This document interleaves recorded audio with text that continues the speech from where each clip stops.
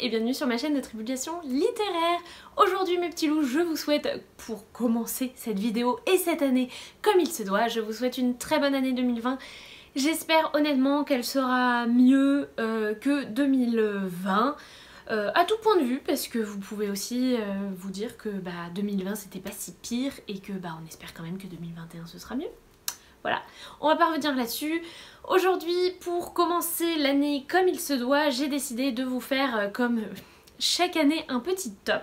Et cette année, j'ai décidé de vous faire un top 10. Donc, pourquoi j'ai décidé de vous faire un top 10 cette année? C'est parce que en tout, en 2020, j'ai lu 141 lectures. Et parmi ces 141 lectures, j'ai lu 40 romans. Habituellement, je vous fais un top 20. Et c'est vrai que je me suis dit qu'il n'y avait pas beaucoup de challenge à vous faire un top 20 parce qu'en fait quand j'ai surligné mes meilleures lectures de l'année, j'en avais 20 tout pile et je me suis dit qu'il n'y avait pas de challenge à essayer de caser vraiment le meilleur du top, la crème de la crème comme on dit. Donc du coup j'ai écrémé tout ça et je vous ai fait un top 10. Comme ça, vous pouvez aller les yeux fermés sur chacun de ces titres. Vous pouvez vous faire plaisir et foncer selon votre genre et votre style de prédilection. Et on va commencer tout de suite parce que cette vidéo sera sinon bien trop longue. Alors par contre, peut-être que je vous ai écrémé, je vous ai choisi les meilleurs, etc. mais je les ai pas du tout mis dans l'ordre parce qu'il me serait absolument impossible de vous donner un ordre d'idées entre ces différents livres parce qu'il y a des styles très différents et il y en a, je ne saurais pas les départager, donc je suis pas allée à ce point de douleur. Je vous ai juste fait un top 10 et le premier que je vous présente, il s'agit de À quoi rêvent les étoiles de Manon Fargeton. C'est publié chez Gallimard Jeunesse et ce roman a été une découverte absolument incroyable à un moment où j'avais pas forcément des envies de lecture hyper fortes. Enfin j'avais des envies de lecture mais j'étais un petit peu paumée quand même et ce livre a été une découverte absolument magnifique, pleine de douceur, pleine d'humanité, pleine d'amour, c'était absolument génial. Ici on va suivre plusieurs personnages, une vieille dame qui est veuve depuis 2 ans mais qui ne s'en remet toujours pas, une jeune fille qui a un petit peu du mal avec les relations père-fille et aussi mère-fille, un jeune garçon qui va décider de ne plus jamais sortir de sa chambre, le père de la jeune fille qui du coup a des problèmes relationnels avec sa fille, et quelques autres personnages, et on va les suivre et on va voir leur trajectoire se croiser. C'est absolument magnifique, c'est bien écrit, c'est comme je le disais, c'est plein de poésie, toutes les phrases en plus sont tellement... sont si bien travaillées qu'on a envie de toutes les écrire et de les encadrer et de les placarder au mur partout. Ça a été une découverte absolument magique et Manon Fargeton, je pense que c'est le genre d'autrice vers laquelle vous pouvez vous tourner sans problème. Moi j'avais déjà lu Les Rois Passeurs, l'héritage des Rois Passeurs, mais qui était plutôt de la fantaisie. Ici je l'ai découvert dans un registre contemporain dans lequel elle a excellé aussi. Donc franchement, mais si vous ne savez pas trop quoi lire ou si voilà vous avez envie d'une lecture un peu doudou mais qui va vous faire réfléchir et qui est absolument merveilleuse, découvrez celui-ci ou sinon découvrez n'importe quel livre de Manon Fargeton. Je pense que ça vous fera toujours un énorme coup de cœur à la fin. Le deuxième roman que j'aimerais vous présenter, je ne l'ai pas en ma possession puisque je l'avais emprunté à la médiathèque. Il s'agit de Féline de Stéphane Servan. C'est édité chez Le Rouergue et c'est Stéphane Servan, que voulez-vous? Je crois que cet auteur, quoi qu'il écrive, quoi qu'il fasse, réussira toujours à me séduire autant. J'avais énormément aimé Le Cœur des Loups, j'avais adoré Sirius et encore une fois j'ai adoré Féline. On est dans une histoire féministe, une sorte de récit fantastique, ouais on va dire à la sauce féministe, où les jeunes filles, en tout cas un certain nombre de jeunes filles, se transforment petit à petit en félines.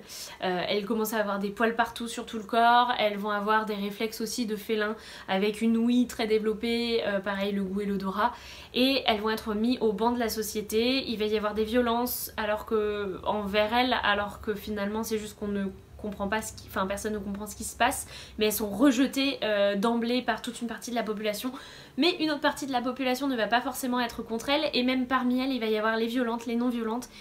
J'ai trouvé ce roman extrêmement bien fait, extrêmement bien écrit parce que il est énormément d'actualité, mais il ne va pas opposer les méchants et les gentils, et on va retrouver toute une palette d'émotions, toute une palette aussi de colère. J'avais jamais vu ça, avoir tous les degrés de la colère, c'était toutes les nuances qu'elle peut prendre selon les personnes et même pour une même personne. C'était absolument incroyable, encore une fois extrêmement bien écrit, extrêmement bien réfléchi parce que Stéphane Servan ne nous donne pas les solutions à son problème, il va juste nous poser les faits tels qu'ils sont. Il a réussi à créer une héroïne dans laquelle je me suis énormément retrouvée, je me suis dit que finalement dans la même situation qu'elle, peut-être que c'est comme ça que j'aurais réagi.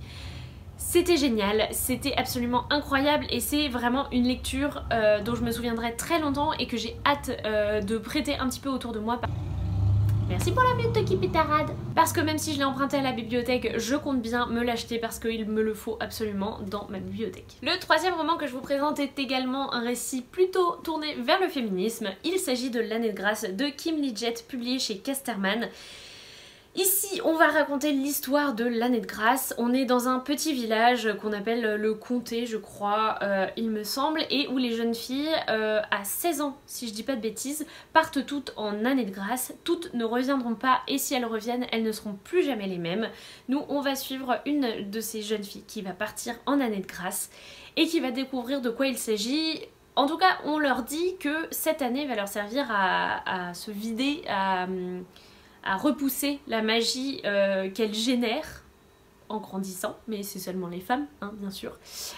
Et elle va découvrir la vérité sur ce qu'est cette année de grâce. C'est un roman extrêmement puissant, extrêmement bien écrit, je vous en ai pas encore parlé dans un update lecture, mais je le ferai très prochainement. C'est un récit qui prend son temps, qui, franchement, au début, je savais pas forcément où on allait aller, quelle direction allait prendre l'autrice. Et puis petit à petit, j'ai vu se dessiner des choses. Et elle sait mener son récit à la perfection et là où elle va, c'est absolument incroyable. J'en ai déjà parlé avec quelques amis et effectivement j'ai rarement lu une fin aussi incroyable, une fin aussi forte, aussi puissante qui vous prend aux tripes. Honnêtement, je n'aurais jamais pu imaginer qu'on puisse écrire une fin aussi belle, aussi époustouflante, aussi incroyable. C'est vraiment un roman qui aura marqué mon année, qui aura d'ailleurs marqué ma fin d'année puisqu'il s'agit du dernier roman que j'ai lu cette année. Comment vous faire un top de mes lectures de cette année sans vous parler de La tempête des échos de Christelle Dabos, publié chez Gallimard Jeunesse.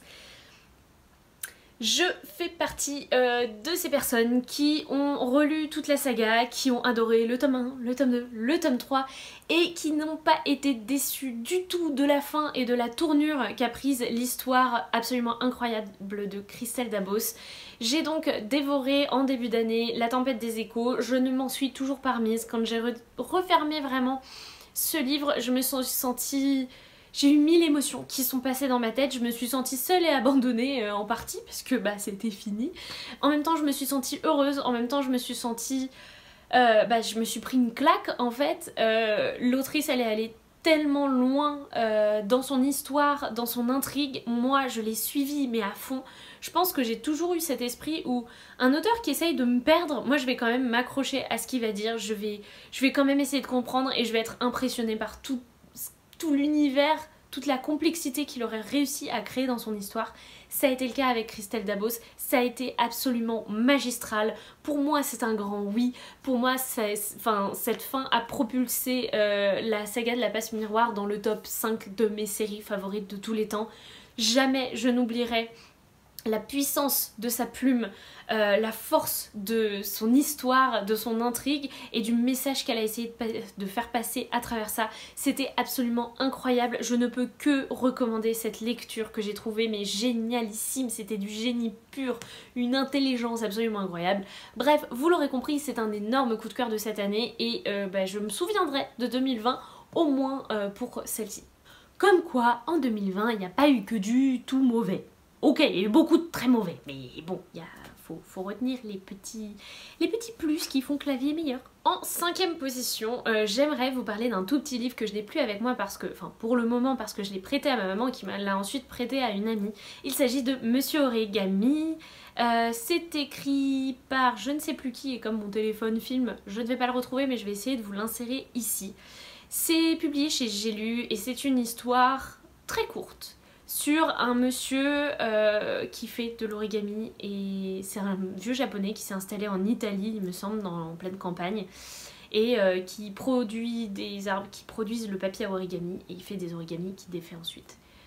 C'était une histoire très rapide à lire, mais qui est tombée à un très bon moment dans ma vie où je me sentais un petit peu pas en sécurité. C'était le moment où le coronavirus commençait à prendre un petit peu forme et ça inquiétait un petit peu tout le monde.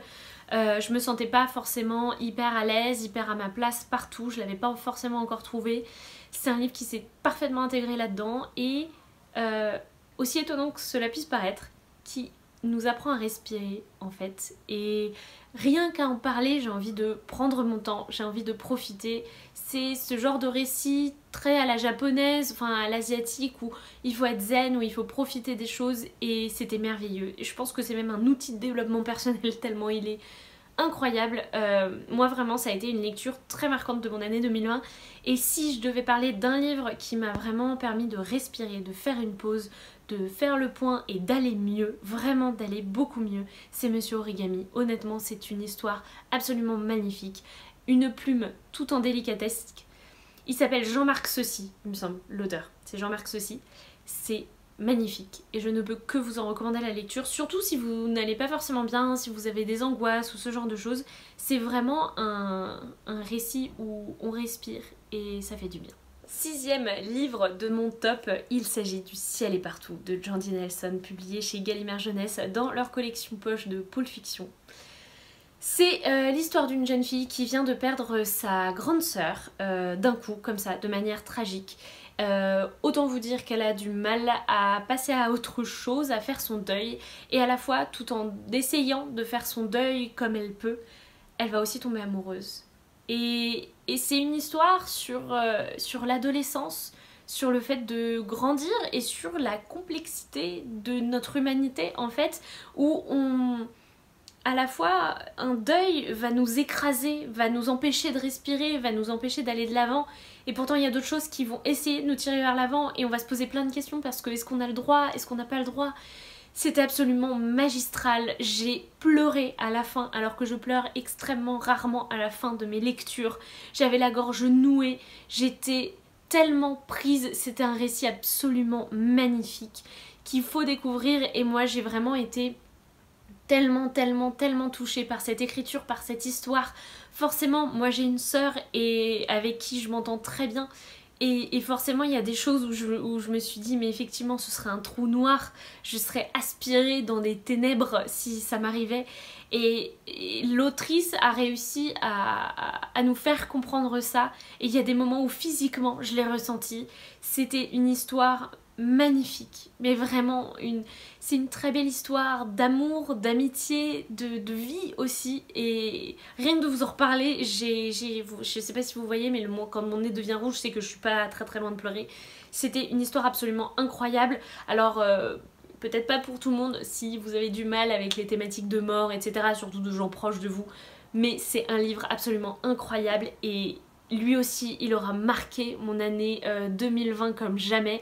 Je crois que je l'ai lu à la sortie du confinement, si je ne dis pas de bêtises. Je revois exactement le moment, presque l'heure et l'endroit où je l'ai terminé. Et je pense que je m'en souviendrai très longtemps. Donc vraiment un petit livre, mais une bouffée d'émotions comme j'en ai rarement ressenti. Ensuite, je passe à une grosse brique et il s'agit du Prieuré de l'Oranger de Samantha Shannon, publié chez De Saxus. Celui-ci, vous le savez, je l'ai lu à la fin de l'année et je l'ai lu de manière un petit peu fleuve puisque je l'ai lu en lecture commune avec ma copine Tida et qui me l'avait d'ailleurs offert dans notre swap. Et on a mis 1 mois et demi je crois à le finir puisqu'on était à un rythme de 1 chapitre par jour. Je ne vous ferai pas l'affront de vous le résumer. Si vous voulez ma chronique où je le résume un petit peu je crois, je vous la mets en barre d'infos, mais c'est très complexe, donc du coup j'aurais vraiment du mal à vous en parler. Sachez juste qu'il s'agit de fantaisie, qu'il y a des histoires de dragons qui vont se réveiller, de peuples ennemis depuis des millénaires, de choses cachées, de religion aussi. C'est une histoire absolument incroyable et je pense que j'ai été autant amoureuse de ce livre que de mon rythme de lecture parce que le fait de lire cette énorme bricasse en 1 mois et demi fait que je me suis attachée énormément aux personnages, j'ai évolué parmi eux chaque jour. Chaque fois, le lendemain, le surlendemain, j'étais de plus en plus attachée à eux et ça a fait que vraiment j'ai un attachement tout particulier à ce roman. J'ai trouvé l'histoire incroyable. J'avais quelques petites appréhensions parce que j'avais entendu, voilà, pas toujours d'avis super positifs sur la fin notamment. Moi, elle ne m'a absolument pas dérangée. Je l'ai trouvé très bien construit, les personnages sont géniaux. C'est d'une complexité absolue, à mon humble avis, mais c'était bien fait, c'était bien ficelé, c'était vraiment une super chouette lecture qui amène aussi de nombreuses réflexions sur la religion, sur le féminisme, sur plein de choses. Moi, j'ai absolument adoré et je ne peux que vous en recommander la lecture. Et vraiment, si vous avez peur de lire, s'il est sur vos étagères, que vous n'osez pas le toucher, moi je vous recommande mais à 1000% la lecture lente avec un petit rythme, un chapitre par jour. Je crois que les plus gros chapitres doivent faire 30 pages, mais vraiment il n'y en a pas beaucoup. Donc ça se fait hyper facilement. Ça entretient aussi la tension que vous avez de savoir mais comment tout ça va finir. Moi franchement j'ai adoré et je ne peux que vous en recommander la lecture. En 8ème place de ce top, je ne pouvais pas m'empêcher de mettre le grand retour de Timothée de Fontbelle avec Alma, le vent se lève. C'est le premier tome d'une trilogie je crois et c'est publié chez Gallimard Jeunesse. Timothée de Fontbelle, vous connaissez mon amour pour cet auteur, je trouve qu'il a une plume poétique, il sait manier les histoires, il sait manier les personnages, il sait tout simplement écrire avec une poésie qui me touche à chaque fois. Ce livre n'a pas fait exception à la règle, ici on est en Afrique, oui on est bien en Afrique, dans une espèce d'endroit protégé où Alma vit avec son petit frère, son grand frère et ses 2 parents. Elle n'a cependant jamais vu ce qu'il y avait au-delà, de toute façon ils vivent dans une espèce de cuvette de laquelle ils peuvent pas trop sortir mais du coup personne ne peut rentrer. Mais un jour ils vont trouver un cheval et son petit frère va partir avec ce cheval et elle va décider de le retrouver. Et c'est une épopée dans un siècle où en Afrique, eh bien malheureusement il y avait tout ce qui était esclavagisme, traite des esclaves. Avec des bateaux qui prenaient des esclaves en Afrique pour ensuite aller les vendre aux États-Unis. Et c'était l'Europe qui s'enrichissait de tout ça. C'est une histoire terrible. Je trouve que, moi personnellement, c'est un sujet que j'ai pas... que j'ai étudié comme tout le monde en histoire, mais après j'ai pas fait plus de recherches que ça dessus. Et je trouve que, voilà, il nous apporte des clés. Timothée de Fontbelle ne va pas non plus nous épargner la difficulté des voyages en bateau qui sont d'une atrocité absolue. Ce n'est pas parce qu'il écrit pour la jeunesse qu'il va nous épargner ça. C'est bien fait, j'ai encore une fois beaucoup aimé qu'il utilise plusieurs points de vue et que voilà, on jongle entre les points de vue. J'ai hyper hâte de connaître la suite de cette histoire. Bref, ça a été un énorme coup de cœur, mais je m'y attendais, parce que Timothée de Fontbelle, moi, il me touche à chaque fois. 9ème lecture de ce top, je vous présente Le Chant d'Achille de Madeline Miller, publié chez Pocket. Et c'est ma petite Alix qui me l'avait recommandé 1000 fois, j'avais fini par l'acheter et ça a été un très beau coup de cœur. Ici on va suivre l'histoire du très célèbre Achille qui est demi-dieu et qui va notamment aller à faire la guerre de Troie. Il est très doué, il est très fort, il est très beau et il va tomber amoureux de Patrocle qui lui est plutôt mesquin, malingre et il a rien à voir avec Achille. Vraiment, si vous preniez 2 opposés, vous les auriez. C'est une magnifique histoire d'amour. Je trouve que Madeline Miller a su retravailler les mythes de la mythologie avec finesse. C'est très bien fait. Moi, de toute façon, quand on retravaille les mythes et les légendes, je trouve ça toujours fascinant, mais c'est pas toujours très bien réussi, mais là ça l'est à merveille. C'était beau, c'était bien écrit. À la fin, on ne fait que pleurer parce que c'est trop dur, mais vraiment c'est une très belle histoire et je vous en recommande la lecture. Surtout que la plume de Madeline Miller est vraiment intéressante. Je saurais pas trop vous la décrire, mais je trouve qu'elle a ce petit grain, ce petit quelque chose qui fait que c'est une très belle histoire et c'est très agréable à lire. Il y a des livres qui se dévorent et il y a des livres où on profite de chaque page et celui-là fait partie de la 2e catégorie où j'ai profité de chacune des pages que j'ai lues, de chacune des phrases qui sont vraiment ciselées et pourtant c'est de la traduction. Bref, j'ai trouvé ça merveilleux, magnifique et c'est pour ça qu'il se retrouve dans ce top 10. La dernière place a été... celui-là j'ai eu beaucoup de mal à le départager mais finalement c'est l'ensemble de la saga qui l'a emporté. J'ai choisi de vous présenter La Faucheuse de Neal Shusterman, publié chez Robert Laffont dans la collection R. parce que La Faucheuse c'est une saga absolument incroyable, parce que cette fin, moi je me suis laissée mener par le bout du nez, vraiment, mais j'y croyais pas en fait, j'arrivais pas à voir où est-ce que jusqu'où l'auteur allait nous emmener en fait, et voilà, je me suis laissée mener en bateau et j'ai trouvé ça génial. Il a eu l'art de nous donner des petites pièces de puzzle petit à petit qui mettent tellement de temps à se construire et à se faire. C'était génial. J'ai retrouvé beaucoup d'actualité aussi dans ce tome avec les émeutes, la violence, la haine qu'on peut avoir les uns envers les autres. L'indifférence aussi, c'était magistral, c'était extrêmement bien fait. Encore une fois, Neal Shusterman a le don de nous faire réfléchir, de nous faire aller au-delà des mots, au-delà d'une simple histoire, d'une simple aventure. C'était extrêmement bien fait, j'ai trouvé ça incroyable, vraiment incroyable, c'est extrêmement bien mené. Et j'ai hâte de me replonger dans de nouveaux titres de Neal Shusterman parce que je pense que c'est un auteur à suivre absolument. Et vraiment, j'étais tellement heureuse, même un peu triste, mais heureuse d'avoir terminé cette saga sur une aussi bonne note. C'était un tome génial. Et pour la petite histoire, j'ai hésité avec Le Conteur, autre fin de saga complètement différente.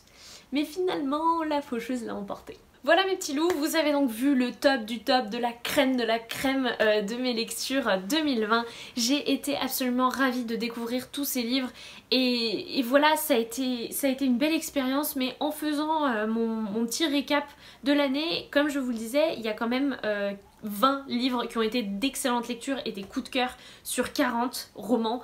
Et je me dis que ça veut dire que j'ai fait quand même une super année parce que j'ai eu très peu de déceptions. J'ai eu un abandon puisque j'ai abandonné La Chanson d'Orphée, mais parce que je pense que c'est un livre qui est tout simplement pas pour moi. Mais voilà, ça m'a fait énormément plaisir de découvrir tous ces livres. Surtout, n'hésitez pas si l'un de ces romans vous tente. Si je vous ai pas encore tout à fait convaincu, venez vers moi, venez on en papote en commentaire, vous allez voir, je vais vous convaincre. C'est obligé, surtout pour ces livres qui sont absolument incroyables. Sur ce mes petits loups, je pense que j'ai tout dit. Je profite de cette vidéo pour vous remercier d'avoir été si nombreux à participer à mon concours Unhaul de Noël. Et sachez que tous les gagnants de ce concours ont été contactés et que je fais les envois dans les jours prochains. Donc désolée si vous n'avez pas gagné, mais continuez à me suivre. Je me ferai un plaisir d'organiser d'autres petits concours de ce type. Sur ce mes petits loups, je pense que cette vidéo est déjà bien trop longue. J'espère qu'elle vous aura plu. N'hésitez pas vous à me dire quel est votre top 5, voire votre top 10 de vos lectures cette année. Sachez que comme l'année dernière, je vous ferai un top spécifique à mes lectures graphiques, puisque si on fait le compte, j'ai quand même lu une centaine de lectures graphiques, romans, BD, romans graphiques. Donc je pense que là, le choix va être extrêmement difficile. Je vous souhaite donc une très belle journée, une très bonne nuit, une très bonne matinée selon l'heure à laquelle vous regardez cette vidéo. Je vous fais d'énormes bisous, j'ai plein d'idées de vidéos pour 2021. Encore une fois, je vous souhaite de passer une très bonne année, je vous souhaite de faire d'excellentes lectures et je vous dis à très bientôt. Salut les petits loups!